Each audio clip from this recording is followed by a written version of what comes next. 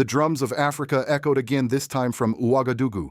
In the heart of Burkina Faso, under the golden sun and the red-green flag, a voice rose above the crowd. We are in Africa, not the Africa borrowed by other people.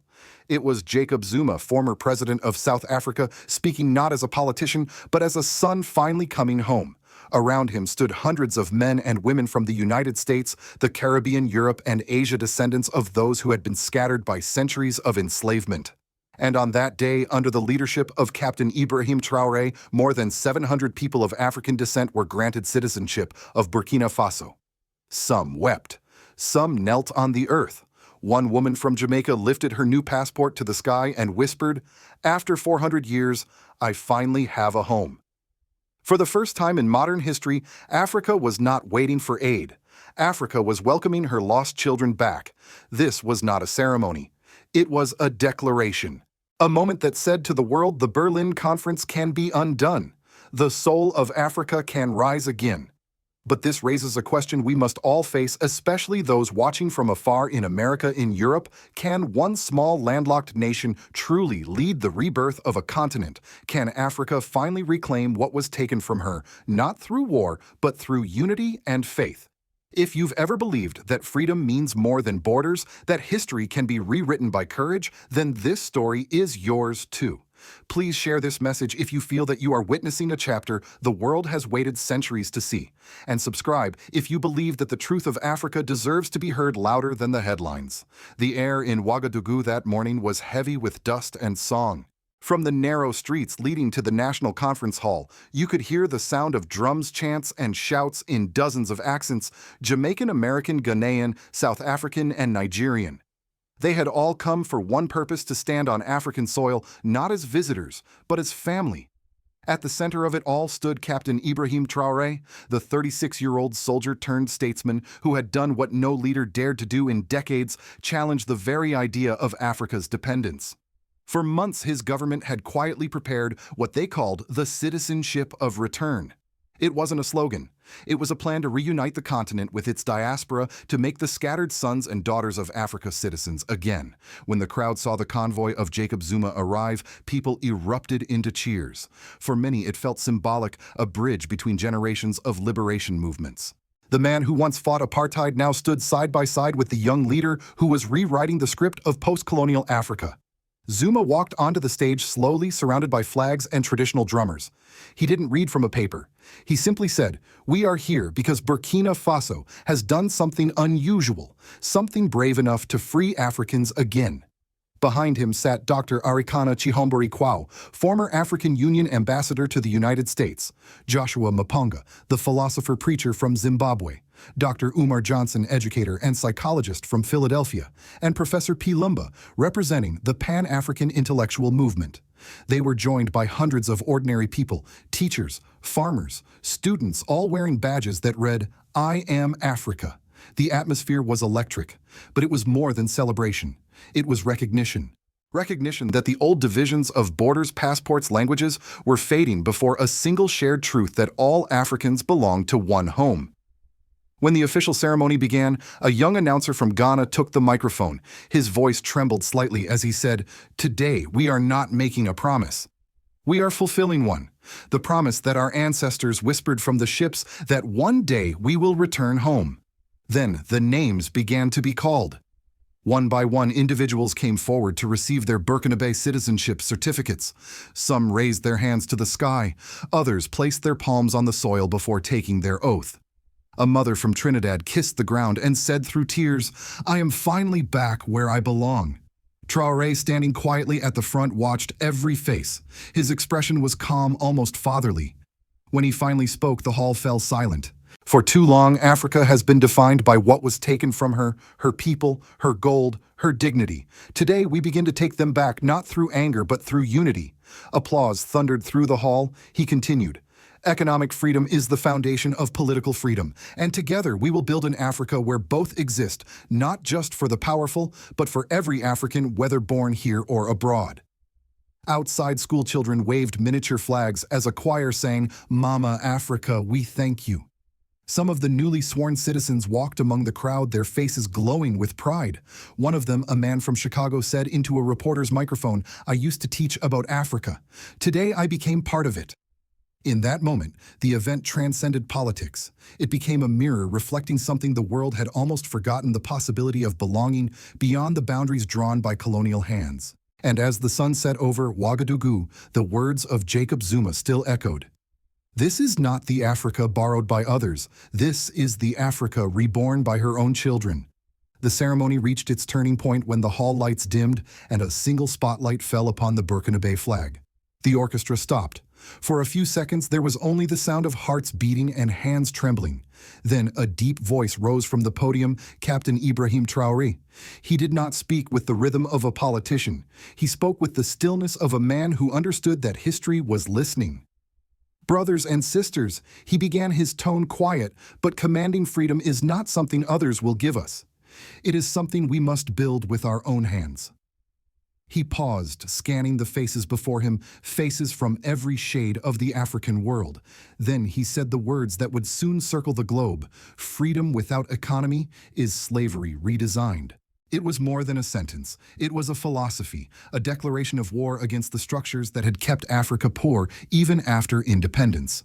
He continued, "They said Africa could not stand on her own. They said our children abroad would never return. But today we prove them wrong. Because we do not need permission to belong to ourselves." The hall erupted. Tears rolled down cheeks, strangers embraced, and the choir began singing again, "Mama Africa, we are home." As Traoré lifted a new Burkinabè passport into the air, the hall exploded in applause. Cameras flashed like lightning. It was not just a document, it was a key symbolizing a new doorway to belonging. Among the crowd, Dr. Arikana Chihombori-Quao could not hide her emotion. She said to a journalist nearby, "When the Berlin Conference divided Africa in 1884, they divided not only our lands but our souls. Today in Ouagadougou, we are stitching them back together." That line would go viral hours later. Outside, people were dancing barefoot in the dust, waving flags that read, "Son undu Berlin" and "Manas back to Burkina."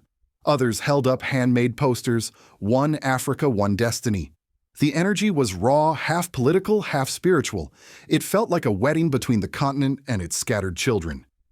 Inside the hall, Dr. Umar Johnson leaned into the microphone and declared, "This is not just Pan-Africanism. This is African realism. This is what freedom looks like when it stops asking for permission." The applause was thunderous. From the Caribbean to the American South, news of the ceremony began to ripple through digital channels and community radio stations. In Harlem, old civil rights veterans watched the livestream and clapped in disbelief. One of them said, "This is what we dreamed of when we marched with Martin Luther King, that one day Africa herself would rise." In Nairobi, students filled social media feeds with photos of Traoré and Jacob Zuma standing together, captioned, "The Old Lion and the Young Eagle." And in Johannesburg, Julius Malema, the outspoken Pan-African politician, posted a video calling on his followers to pack your bags for Ouagadougou. But not everyone was celebrating. Western media outlets hesitated to report it. Some analysts in Europe called it symbolic theater. Others warned that granting citizenship to foreigners could bring economic and diplomatic backlash. In response, Burkinabè citizens flooded social networks with one sentence: "We are not foreigners to Africa." Meanwhile, in Ouagadougou, as night fell, fireworks burst above the capital. The colors of red, green, and gold reflected in the faces of thousands gathered outside. Jacob Zuma stood beside Traoré, his hand resting on the young president's shoulder. He whispered, "You are doing what Sankara began, giving Africa her confidence back." Traoré smiled faintly, almost shyly, then looked toward the horizon where the crowd stretched as far as the eye could see. He raised his fist one last time and shouted, "Africa belongs to Africans wherever they are."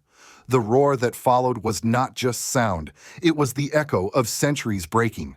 That night, as candles lit the streets and voices sang "Hallelujah, Mama Africa," even skeptics had to admit something had shifted forever.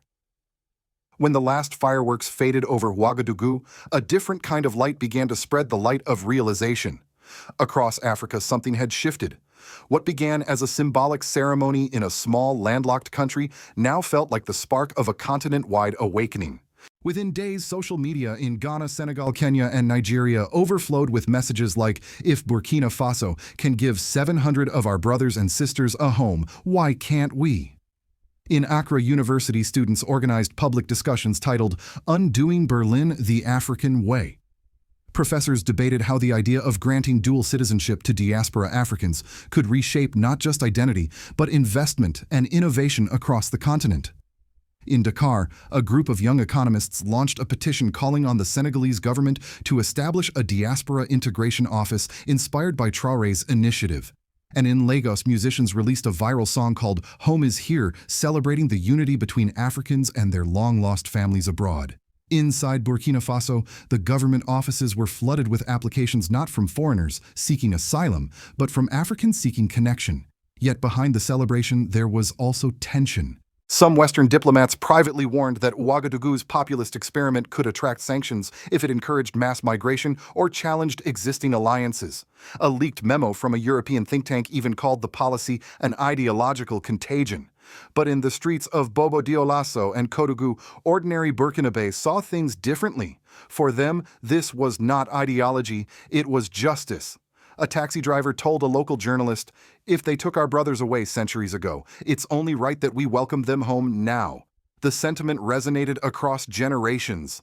Elders who once fought in Burkina Faso's liberation wars wept as they saw young Africans from the diaspora walking proudly with new national IDs. They came back as engineers, doctors, scientists. One veteran said, "They're not here to take, they're here to rebuild." The government soon announced that many of the new citizens would be working in key national projects: renewable energy, housing, agriculture, and technology. Within weeks, the Ministry of Innovation reported over $50 million in diaspora investment pledges. But perhaps the most profound effect was spiritual. Churches and mosques held joint Thanksgiving services titled "Welcome Home Africa." In markets, people spoke of Captain Ibrahim Traoré not only as a president, but as a symbol, the man who restored dignity through belonging. At the same time, a storm of political debate began in continental institutions. Within the African Union, some leaders quietly applauded Traoré's vision, while others worried it might challenge traditional state structures. One unnamed diplomat was quoted saying, "If every country follows Burkina Faso, we will have to rewrite what it means to be African." But that was precisely the point. The message of Ouagadougou was not about breaking borders, it was about healing them. Traoré's call for economic liberation and continental unity had ignited a movement that was no longer confined to speeches or flags. It was alive in the hearts of ordinary people. By the end of that week, murals appeared on city walls from Lusaka to Nairobi. "We are one. Africa is home." And for the first time in living memory, those words no longer felt like poetry. They felt like policy. When the footage from Ouagadougou reached American screens, it didn't come through CNN or Fox News. It came through handheld phones, live streams, and independent channels, the same digital veins that once carried footage from Selma, Soweto, and Harlem. Across the United States, particularly among African Americans over 50, the reaction was a mix of awe and quiet reflection. On community radios in Atlanta and Detroit, callers compared the event to a second exodus. One Vietnam veteran said on air, "We fought for rights here. They're fighting for belonging there. Maybe it's the same war after all." In Washington, the State Department issued a carefully worded statement. The United States recognizes the cultural significance of Africa's outreach to its diaspora, but encourages inclusive governance and regional stability. Diplomatic language polite, neutral, and uneasy. Because beneath it, officials understood what was truly happening. A small nation had just challenged a century of geopolitical narrative. Burkina Faso, led by a man still in his 30s, had declared that sovereignty begins with the soul. American academics were quick to weigh in. At Howard University, a symposium titled "The Return Home Pan-Africanism Reimagined" drew record attendance. Dr. Joy Mitchell, an African-American historian, said Traoré has done something no one since Nkrumah has managed. He made Pan-Africanism tangible. Not theory, but policy. On social media, the diaspora erupted with energy. Thousands changed their profile pictures to the red-green-gold flag of Burkina Faso. Hashtags like "Mar Home at Last," "Yan Burkina Citizenship," and "Mount Ibrahim Traoré Vision" spread across X and TikTok. Meanwhile, Western think tanks scrambled to interpret what they were seeing. Some publications dismissed it as symbolic populism, while others, like The Guardian UK, admitted reluctantly, in a global order built on division, unity itself becomes a threat. In France, the government remained notably silent, a silence many African observers called the loudest reaction of all.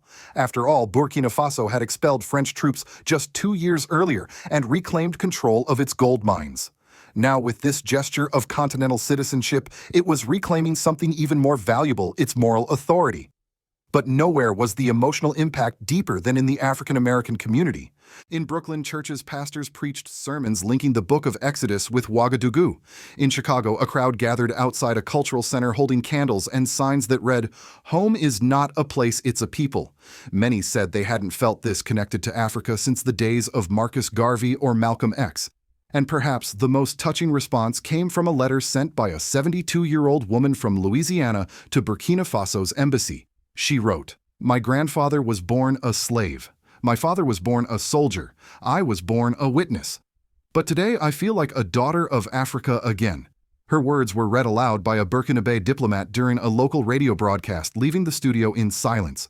For all the debates about policy, economy, or migration, the truth was simple. Ibrahim Traoré had turned a political decision into a human revelation. And for millions watching from America to the Caribbean, it felt like an old wound had finally begun to heal. The night after the ceremony, Ouagadougou did not sleep. Candles flickered on balconies and songs drifted through the warm air, songs of homecoming, of memory, of Africa reclaiming her name. Somewhere near the National Conference Hall, an old griot sat with his drum and whispered to a young child, "Remember this night. One day, they will call it the night Africa came back to herself."